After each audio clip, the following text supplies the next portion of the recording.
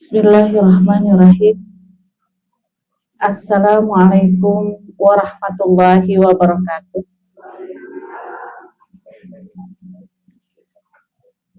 Alhamdulillah. Alhamdulillahilladzi anzala al-furqana ala 'abdihi liyakuna lil 'alamina nadhira. Assalatu wassalam ala sayyidina Muhammadin wa ala alihi wa sahbihi ajmain. Asyhadu an la ilaha illallah wahdahu la syarikalah wa asyhadu anna Muhammadan abduhu wa rasuluhu la nabiyya ba'da. Ibu-ibu dan akhwatillah yang dimuliakan oleh Allah Subhanahu wa taala. Alhamdulillah, berkat karunia Allah Subhanahu wa taala selesai kita meninggalkan Muharram menuju Safar. Semoga seluruhnya yang hadir di sini dalam keadaan sehat walafiat. Yang belum punya rumah, semoga Allah berikan rumah. Yang belum punya keturunan, semoga Allah berikan keturunan. Yang belum dapat jodoh ya, semoga Allah segera dapatkan jodoh. Dan yang belum punya mantu, mungkin usia kayak kita ya, sudah tua, semoga Allah berikan mantu yang soleh atau salihah. Yang rumahnya ada masalah, ya semoga Allah jadikan rumah tangganya tetap menjadi rumah tangga sakinah, mawaddah, warahmah. Salawat dan salam marilah kita limpah curahkan kepada baginda besar Rasulullah Sallallahu Alaihi Wasallam. Ibu-ibu sekalian dan teman-teman, enakan teman-temannya, rasa dekat. Walaupun sudah tua. Alhamdulillah bahwasanya kita salah satu ya yang Allah berikan kepada kita ini adalah salah satu adalah nikmat kehidupan, yang mana hidup ini Allah Subhanahu wa taala berikan salah satunya adalah untuk menjadikan kita itu kehidupan yang husnul khatimah. Betul gak? Karena apa sih? Karena firman Allah di dalam surat At-Tahrim ya, bahwa moto keluarga kita ya bukan hanya sakinah mawaddah warahmah, tapi untuk kejenjang akhiratnya Allah berfirman adalah qu anfusakum wa ahlikum nar. Jagalah dirimu dan keluargamu dari api neraka. Nah, ibu-ibu sekalian, ada salah satu profil contoh yang sudah direkomendasikan dari Allah Subhanahu wa taala untuk kita semua, terutama kaum Hawa. Ya. Jadi, kita nggak usah nyari idola profil lain karena sudah termaktub dalam Al-Qur'an, yaitu surat At-Tahrim ayat 12. Apa itu? Dua kategori tokoh profil yang diabadikan oleh Allah Subhanahu wa taala di dalam surat At-Tahrim. Yang pertama adalah kita lihat kisahnya Asyah, istri Fir'aun. Yang kedua adalah Maryam ibnata Imran. Dua wanita ini mereka hidup sebelum zaman Rasulullah Sallallahu Alaihi Wasallam, tapi diabadikan oleh Allah. Kenapa diabadikan oleh Allah? Yang pertama karena kesabarannya, ya. Yang kedua karena kepribadiannya.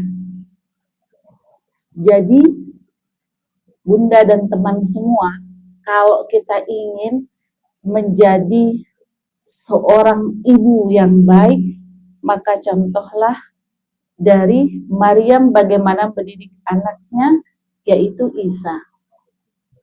Kemudian kalau kita ingin menjadi istri yang sabar, sabarlah seperti Asyah. Ya, bayangkan. Salah satu contoh di dalam surat At-Tahrim yang berbunyi daraballahu matalan. Allah memberikan perumpamaan. Ya, jadi kita disuruh mencontoh Mengumpamakan contoh profil itu seperti Asia. Daraballahu matalan lil ladzina amanu. Untuk siapa? Untuk mereka orang beriman. Siapa itu? Lil ladzina amanu ra'at Fir'aun. Yaitu kisahnya istri Fir'aun. Nah, istri Fir'aun ini, Bunda bisa bayangkan, dia punya suami zalim, kejam, tapi terus dia dampingi. Ya, sekarang saya tanya, Bu, khusus untuk yang berkeluarga, ya, bagaimana rasanya kalau digentak suami, enak apa enggak? Hah? Enggak enak kan? Lebih baik kita nyuci 2 bak daripada digentak, ya kan? Iya, enggak enak. Karena kenapa? Karena gentak itu menyakitkan. Tapi coba kita bayangkan Asia itu bukan gentakan lagi. Ya, bukan gentakan. Maka Asia termasuk yang diabadikan dalam Al-Quran karena Asia termasuk ibu angkatnya Nabi Musa alaihissalam. Jadi dari dia lahir yang jaga siapa? Asia. Ya, coba bisa dibayangkan ya, raja bengis banget ya, udah kejam, bengis, punya istrinya luar biasa lembutnya. Jadi kalau kita bayangkan bagaikan langit dan bumi ya, Asianya terlembut dan penyayangnya luar biasa. Sedangkan Fir'aun kejamnya, kata-katanya kasar. Ya, ini satu. Asia itu sabar sekali.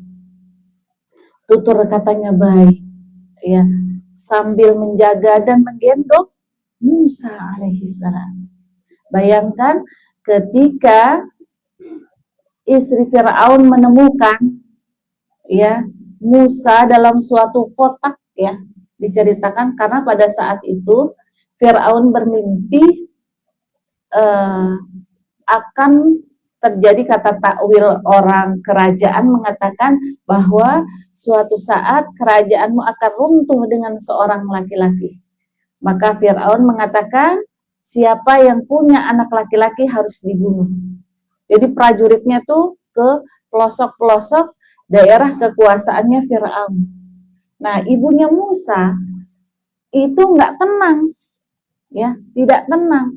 Bahkan dalam kisah sejarah, karena sudah tidak tenang, ya, melahirkan di rumah hingga melahirkan di gua. Dicari juga nih, biasanya yang hamil siapa aja nih? Coba bayangkan. Oh ini, karena takut ditanya, maka salah satunya diceburkan. Jadi ayahnya itu buat suatu kotak ya. Bagaimana kotak ini bisa ngapung di jalan, di sungai, ya. Setelah di sungai, kemudian Asia melihat masuk tuh Bu ke kerajaan, ya. Setelah dilihat, oh ternyata bayi. Bayinya laki atau perempuan? Kata Fir'aun. Laki-laki, ketika mau bunuh siapa yang menghempaskan tangannya? Asia. Jadi Asia itu sabar sekali dengan watak suaminya. Dia tetap melayani, dia tetap mempersiapkan apa yang dibutuhkan oleh Fir'aun. Sampai-sampai kesabaran dan khidmahnya Asia ya tidak diperlakukan secara baik, dihina. Bayangkan istri yang tercintanya itu ditanya. Jadi kasusnya itu waktu itu dalam sejarah diceritakan bahwa ada juga yang beriman, yaitu tukang sisirnya kerajaan yang namanya Masyitoh. Ya. Ketika nyisir anaknya raja dalam kisah itu, sisirnya terpelanting bunyi. Ya, kalau kita kan sisirnya rata-rata dari plastik, begitu jatuh nggak bunyi. Kalau ini dari tulang dikisahkan terpelanting tuh gitu ya, sampai kaget. Maka Masyitoh mengucapkan, ya Allah. Nah, bertanyalah anaknya Fir'aun, manillah, siapa Allah itu? ya. Kemudian Mas Ito mengatakan karena udah terlanjur ngomong ya, biasa keimanan itu nggak bisa disembunyikan. Karena sudah terlanjur berbicara, Allahu Rabbi wa Rabbukum. Allah itu Tuhanku dan Tuhan kalian. Kemudian anaknya protes. Alaysa Fir'aun ilahan? Bukan Fir'aun itu jadi Tuhan, gitu. Dikatakan Allah. Nah, namanya mulut anak kecil, jujur ya Bu ya, kayak gini misalnya ada tukang kredit, anak kecil bilang ibu nggak ada. Anak kecil kan polos Bu, masih suci, ya. Dikatakan ibu mana, kata ibu nggak ada, ya kata ibu. Tapi ada, iya ada, tapi kata ibu nggak ada. Nah, anak kecil ini ketika bertemu dengan Fir'aun, anaknya Fir'aun, ayah sebetulnya yang bukan jadi Tuhan itu bukan ayah, bukan Fir'aun, tetapi Allah. Marah Fir'aun. Siapa yang mengatakan seperti itu? Dipanggillah Masito. Masito diuji lagi keimanannya oleh Allah. Ya, bayangkan setiap kita hidup pasti ada ujian. Ya Bu ya. Mungkin kita sebelum menikah membayangkan suami saya ganteng, pengertian, wah 3L. Apa Bu? Iman tebel, titel, ya. Tapi pas kenyataannya, nah itu kita tidak boleh banyak berhayal terlalu tinggi. Karena kenapa? Karena kebaikan itu pilihan Allah. Ya, makanya saya bilang sama anak mahasiswa dan mahasiswi, kamu jangan kebanyakan nonton Korea ya. Standarnya tinggi. Betul gak Bu? Harus begini gitu ya. Saya katakan seperti itu ke mahasiswa-mahasiswi. Nah, di sini ujiannya Mas Sitoh ini diuji lagi tentang kesabaran dan keimanan. Maka ujian yang pertama adalah as-sabru 'ala tha'ah. Sabar atas ketaatan. Karena ketaatan kepada Allah butuh kesabaran. Karena kenapa? Kesabaran melahirkan perkataan dan melahirkan surga. Itu sabar. Ya. Jadi yang pertama ujian Masitoh dengan Asia adalah as-sabru 'ala tha'ah. Sabar atas ketaatan kepada Allah. Contoh di dalam kisah sebelum, karena Masitoh ini akhlaknya bagus, baik, maka Fir'aun tidak langsung membunuh. Apakah engkau tetap percaya kepada keyakinanmu Allah? Iya, dia bilang. Panggil suaminya. Kemudian disuruh ditangkap tuh. Suami anak semua ditangkap. Dan di seluruh prajuritnya menyiapkan kuali yang sangat besar. Bayangkan. Sudah menyiapkan kuali yang sangat besar, api kemudian didihkan. Kemudian ceburkan suaminya. Karena suaminya beriman. Bayangkan Bu. Kita kecepret minyak dikit aja sakitnya, Masya Allah. Ini diceburkan di api yang sangat mendidih. Kemudian Masitoh diuji lagi. Engkau tetap beriman dengan keyakinanmu, ceburin anaknya satu-satu. Bisa bayangkan. Akhirnya yang terakhir, karena dia tetap beriman, Fir'aun disuruh nyebur. Dalam kisah sejarah, Masitoh ini, ya Bu ya, masih punya anak yang masih bayi. Masitoh. Ketika Masitoh ragu untuk nyemplung Bu ke kuali yang besar, ya dia ragu. Sebab kenapa? Anak ini berhak hidup. Apakah anaknya? Ibu ayo, nggak apa-apa nyebur aja, nyebur. Mendengarkan kisah itu, Asia bertambah yakin keimanan kepada Allah. Nah, Fir'aun tahu nih, jangan-jangan istri saya beriman kepada Allah. Ditarik. Apakah kamu meyakini Allah itu Tuhanmu juga? Asia yang namanya keimanan nggak bisa disembunyikan. Iya. Allahu Rabbi wa Rabbukum. Allah itu Tuhanku dan Tuhan kalian. Bingung nih Fir'aun. Mau disiksa istrinya, ngadulah Fir'aun ke Perdana Menterinya. Ya, ke struktur negara beserta jajarannya. Kalau sekarang mah gitu ya. Ini bagaimana nih? Asia tidak beriman kepadaku. Dia tidak mengimani bahwa aku sebagai Tuhan, kata Fir'aun. Akhirnya apa? Kalau begitu siksalah istrimu. Bisa bayangkan Bu, Asia disiksa, ditarik oleh prajurit Fir'aun. Kemudian apa? Kayak dipasung. Dicari tarik matahari yang sangat panas di situ. Bisa bayangkan. Itu kita diuji as-sabru 'ala tha'ah. Sabar atas ketaatan.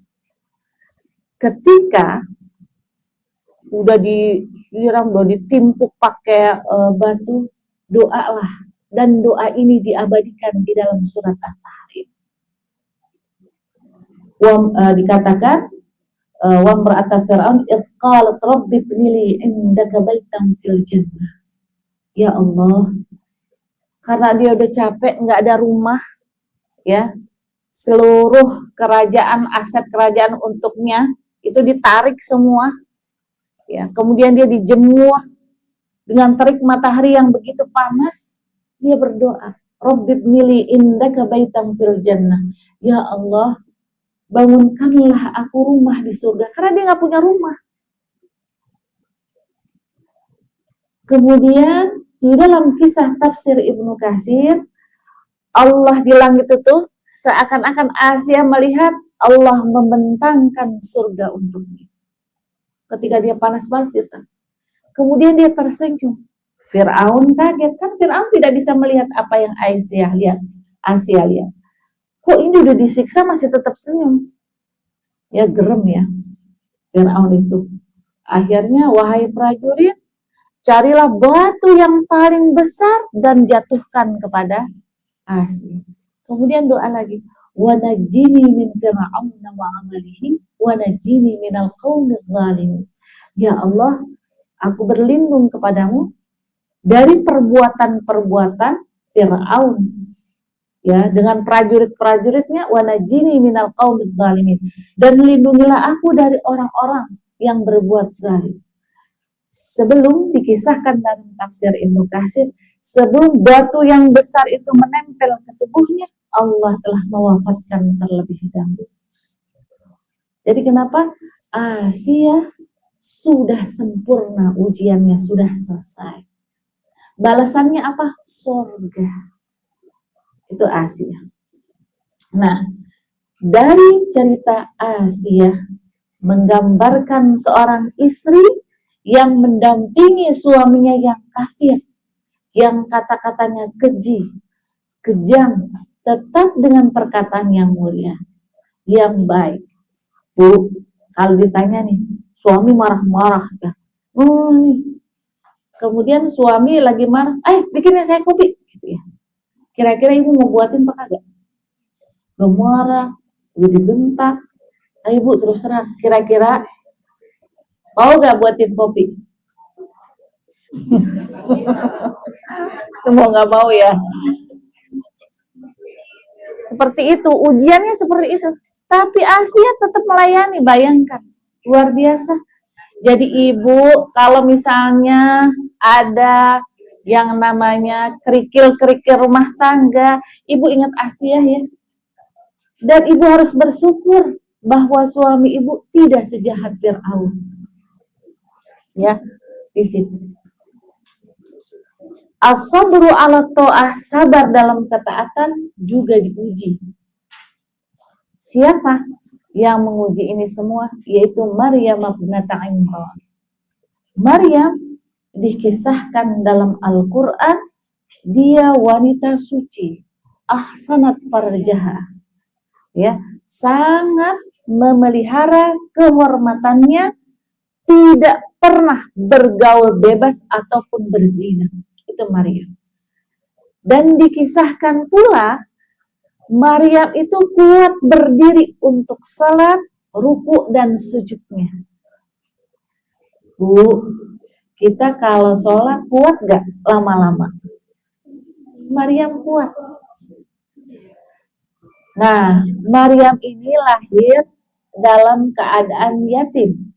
Jadi ayahnya yang bernama Imran meninggal. Ya, udah meninggal duluan sebelum Maryam lahir. Karena dia bernazar agar nanti kalau bayinya lahir akan menjadi khidmah di Baitul Maqdis. Ya. Jadi Maryam ini sujud, rukuknya itu ada, kalau dulu namanya mihrab. Ya, mihrab itu adalah tempat ibadah orang dahulu ya, sebelum zaman Nabi. Kalau sekarang masjid atau musola. Nah, sujudnya kuat, rukuknya kuat. Siapakah yang mengganti posisi ayahnya ketika meninggal dunia? Yang menggantikan adalah Nabi Zakaria alaihissalam. Ya, yang mendidik Maryam itu Nabi Zakaria. Jadi Nabi Zakaria kaget, kan Nabi Zakaria bawain makanan ya ke mihrabnya Maryam. Maryam itu ponakannya. Ya, ketika dia bawain makanan, ya, ulama di dalam Al-Qur'an kisahkan ulama dakhala 'alaiha, ketika ulama setiap saya kali masuk ya tempat mihrabnya Maryam, wajada 'indaha rizqa, udah terdapat rezeki, buah-buahan, dan dikisahkan buah-buahan itu tidak pada musimnya. Hebat ya? Kita kalau makan apel, musim apel kan? Kalau kita misalnya mau makan durian, musim durian, ya. Tapi ini disediakan untuk orang ahli ibadah, ya. Itu langsung dari Allah. Sampai Nabi Zakaria bertanya, min aina hadza? Dari mana ini? Min indillah. Kata Maryam, ini karunia dari Allah Subhanahu wa ta'ala. Kita bisa contoh, kenapa sih Maryam itu kuat sujudnya lama-lama, rukuknya kuat ya. Paling enggak kalau kita nggak kuat, minimal banget Bu, kita Al-Fatihahnya itu lancar, tegas, jelas, sesuai dengan tartil. Ya, karena kenapa? Kita ingin bertemu dengan Sang Maha Pencipta. Ya, contoh nih misalnya, ibu mau ketemu dengan Big Boss, ya, mau ada urusan penting, mau pinjam uang deh, ya, ibu kata-katanya disusun rapi gak? Tersusun rapi, pakaiannya gimana? Rapi kan? Baunya harus gimana? Wangi. Karena kita mau ngadep Big Boss. Ya. Coba kalau ngomongnya cepat-cepat. Maaf bos, dengan datangnya saya di sini saya penting sekali karena keluarga saya cepet banget. Kira-kira paham nggak bosnya? Nggak paham. Bayangkan, ketika kita menghadap Allah, bacalah surat Al-Fatihah, jangan diseret-seret, jangan tergesa-gesa, jangan terburu-buru. Karena kenapa? Di dalam tafsir Ibnu Katsir, Al-Fatihah di situ ada muhadatsah, ada percakapan bainallah wa baina 'abdihi, antara Allah dengan hambanya. Emang komunikasinya gimana sih? Ketika teman-teman baca surat Al-Fatihah, contoh Bismillahirrahmanirrahim, kata Alhamdulillahirabbil alamin. Kita diam sejenak, Allah menyahut hamadani 'abdi. Alhamdulillah apa? Segala puja dan puji milik seluruhnya, milik Allah. Jadi kalau kita dipuji, kita ucapkan Masya Allah. Jadi semuanya itu milik Allah. Bukan karena aku, karena kepandaianku, karena kecantikanku, enggak ada. Semuanya milik Allah. Maka ketika kita mengucapkan Alhamdulillahirabbil alamin, Allah menjawab hamadani abdi, hambaku telah memuji. Kemudian kita menjawab Ar-Rahmanir-Rahim, hambaku sedang memujiku. Iya karena, kemudian lanjut ya, iya karena abudu wa iya karena nasta'in. Apa? Allah jawab, hanya kepada Engkau lah kami menyembah dan hanya kepada Engkau lah kami mohon pertolongan. Apa kata Allah? wali abdi masa'al. Apa yang hambaku minta, mintalah. Kita minta apa? Ihdinas siratal mustaqim. Itu yang kita minta. Coba bisa bayangkan kalau kita baca Fatihah ini buru-buru, kapan Allah nyautinnya? Bismillahirrahmanirrahim. Kapan? Ya. Memang Bu, as-sabru ala ta'ah penuh dengan ujian. Sabar dalam ketaatan kepada Allah tuh ujiannya besar. Ya. Lagi khusyuk-khusyuknya, kita ingat, saya lagi masak nasi, masak itu ya, sayur, buru-buru. Maka dalam adabnya ketika kita ingin sholat, matikan yang berupa api. Ya, matikan tuh. Agar kenapa? Agar ibadahnya khusyuk. Ini mau sholat sengaja masak air. Jangan, matikan semua segalanya. Ya, karena kita betul-betul ibadah untuk Allah Subhanahu wa ta'ala. Ya. Yang kedua, makanya sabar itu nggak ada dalam Islam, itu bertepi, nggak ada. Sabar itu luas. Makanya kalau anak ingin berhasil, sabarlah kalian seperti sabarnya lautan. Kalau sabarnya seperti air di dalam kolam, jatuh najis satu, berbau gak? Berbau. Tapi kalau samudra lautan, tidak. Siapakah mereka? Mereka yang disebutkan dalam Al-Quran, yaitu Asiyah dan Maryam binti Imran. Dan Allah menguji kembali kesalihannya Maryam. Wa Maryam binta Imran allati ahsanat farjaha. Dan Maryam binti Imran yang memelihara kehormatan, ahsanat farjaha. Fa nafakhna fihi min ruhina. Maka aku tiup ruh di dalamnya. Ya. Wa saddaqat bi kalimati rabbiha wa kutubihi wa kanat minal qanitin. Jadi dia membenarkan, ya, ketika itu diuji lagi nih dalam kehamilan Maryam. Ya, tanpa pendamping suami, dia harus berjuang keras. Bayangkan ibu-ibu semua, masing-masing kita diuji oleh Allah. Maryam diuji oleh Allah Subhanahu wa ta'ala. Dia bisa hamil dan melahirkan Nabi Isa tanpa sosok suami. Diuji kesabarannya. Yang ketiga adalah Nabi Zakaria alaihi salam, diuji dalam pernikahannya, bertahun-tahun belum mempunyai anak. Kemudian Maryam ini, Nabi Zakaria alaihissalam, karena merawat ponakannya, dia lihat, ya Allah, ponakannya begitu khusyuk beribadah. Akhirnya Nabi Zakaria alaihissalam belajar dari akhlaknya Maryam. Jadi dia juga membuat mihrab, tempat ibadah. Dia zikir di situ, dia sholat, ya. Akhirnya datanglah malaikat Jibril memberitahukan bahwa dia akan diberikan keturunan. Nabi Zakaria kaget. Bagaimana saya bisa mendapatkan keturunan sedangkan saya sudah sangat tua? Ada kisah mengatakan 80-an lebih, ya. Bahkan ada yang mengatakan lebih, wallahu a'lam bishawab.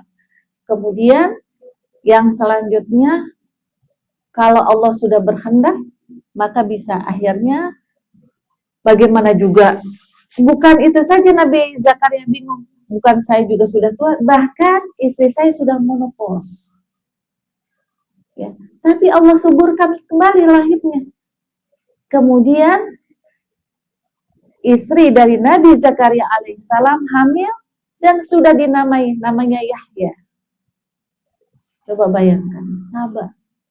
Makanya orang yang sabar akan dibalas oleh Allah dengan kesabaran. Akhirnya Nabi Zakaria menunggu keturunan, diberikan oleh Allah keturunan.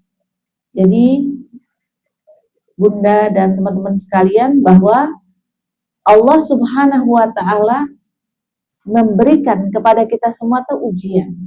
Jadi yang pertama kisah ini as-sabru ala ta'ah, sabar dalam ketaatan kepada Allah Subhanahu wa ta'ala. Yang kedua as-sabru 'anil ma'siyah, Sabar atas maksiat maksudnya apa? Dia tidak menyentuh maksiat. Kepengen nih maksiat enggak? Ya, itu sabar juga. Sabar dilatih ya.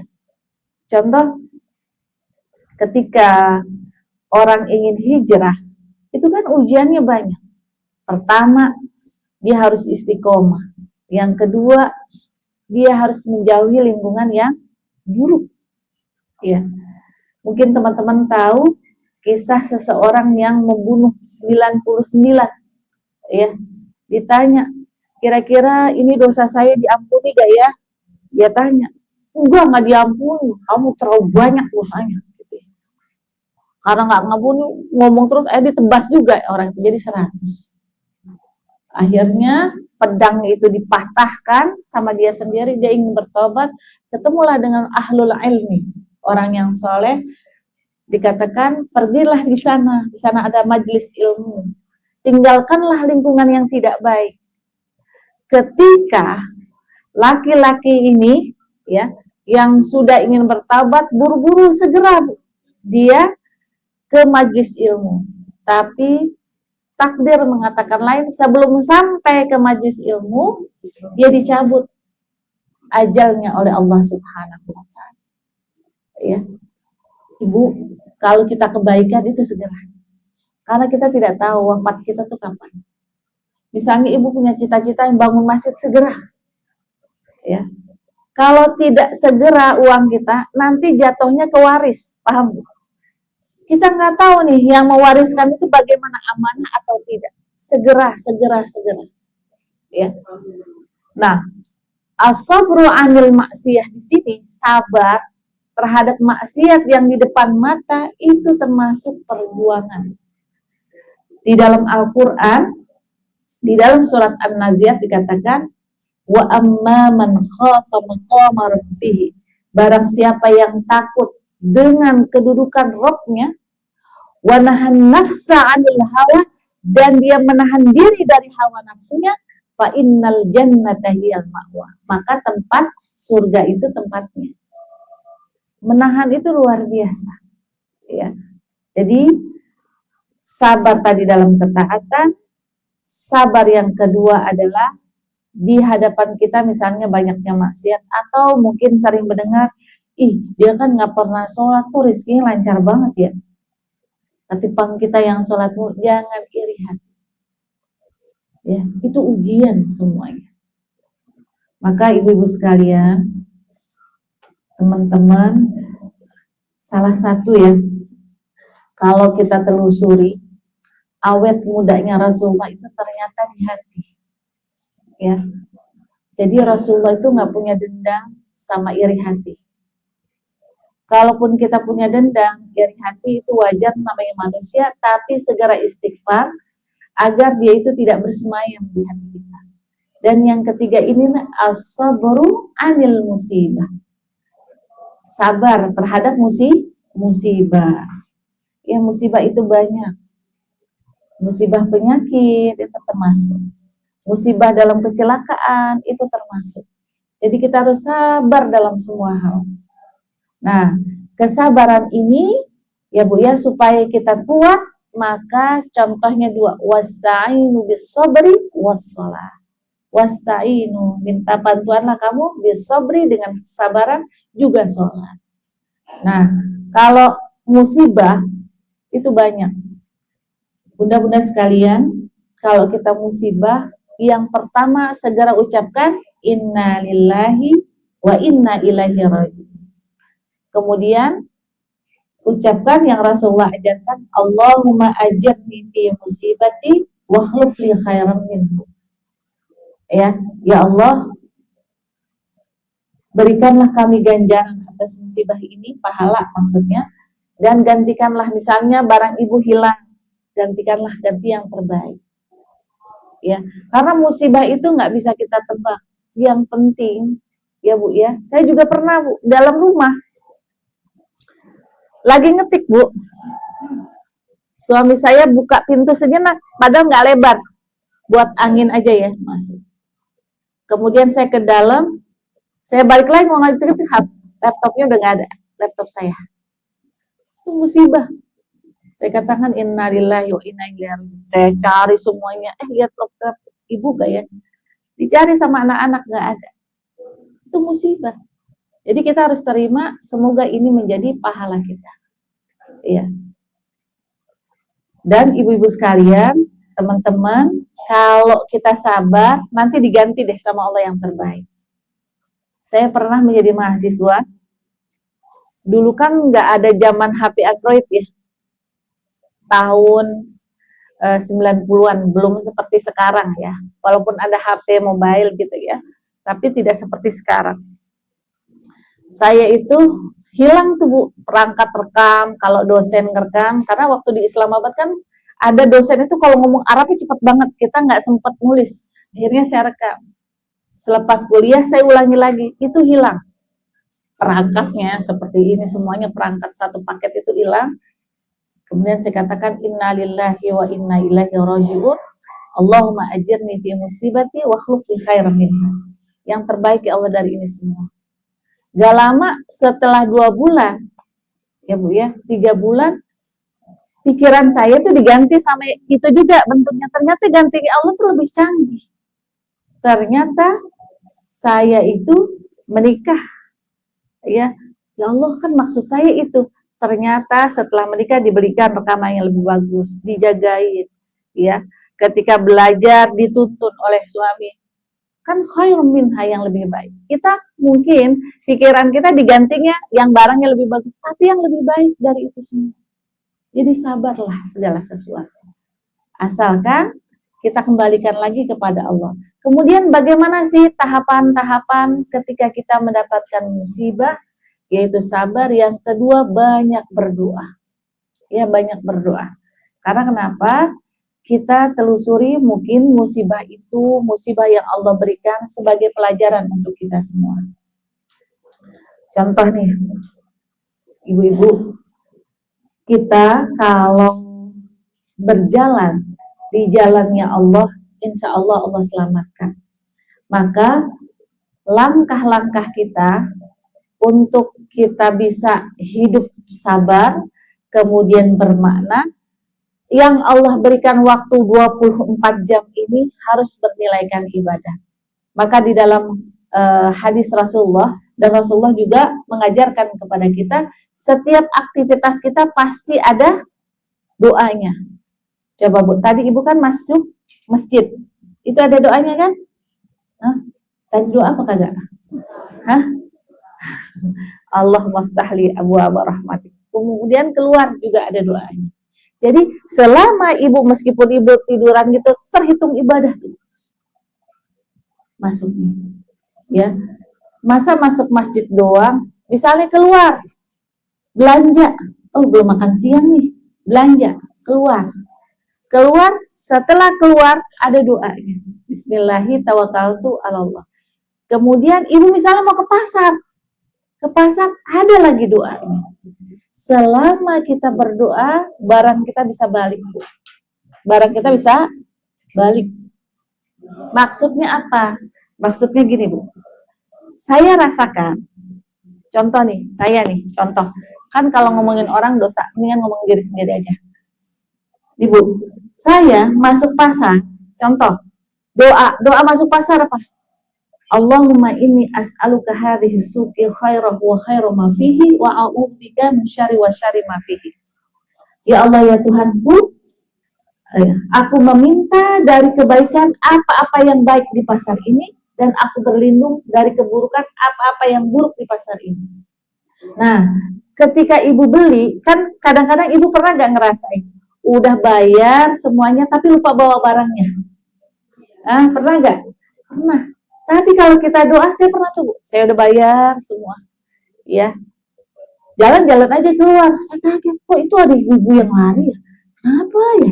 Saya bingung. Ibu, maaf, ibu ini udah bayar, ini ibu, ini dompet ibu, ini barang ibu, ya Allah semua balik. Karena kenapa? Karena kita pertama minta perlindungan kepada yang Maha Agung. Siapa itu? Allah. Insya Allah balik. Tapi kalau kita nggak baca doa, ya udah wassalam.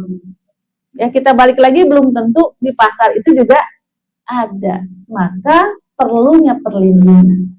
Terkadang kita suka lupa hal-hal yang sepele saja. Contoh, ibu kalau beli sesuatu nih, ibu pernah ke Tanah Abang nggak? Teman-teman pernah ke Tanah Abang nggak? Tamcit. Pernah nggak kita ke suatu toko milih baju, ya, bingung? Ibu pernah bingung nggak? Atau ke konter HP deh, pernah bingung nggak? Ibu kalau lagi bingung doanya apa?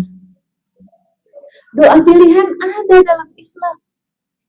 Saya ketika disuruh sama suami, nih ke pasar ya, tapi waktunya nggak lama. Ya, nggak bisa nyari-nyari dong gitu ya. Nah, ketika kita bingung nih Bu, di etalase, dilihat semua gantungan baju bagus-bagus, ibu pegang Bu bajunya, pakai doa sholat istikharah. Tapi ibu nggak sholatnya, ibu minta, Allahumma inni astakhiruka bi'amrika. Ya Allah ya Tuhanku, aku minta kebaikan. Kita mintanya sama siapa? Allah. Wa astaqdiruka biqadratika, aku minta dengan kodratmu. Was'aluka min fadlikal azim, dan aku meminta dengan keagunganmu ya Allah. Pas saya lagi milih-milih itu, datang Bu pegawainya. Maaf, ibu bingung ya mau milih, bisa saya bantu? Oh bisa Bu. Dikasih Bu barang yang lebih bagus. Kalau kita berdoa kepada Allah, tidak akan pernah apa Bu? Tidak akan pernah menyesal.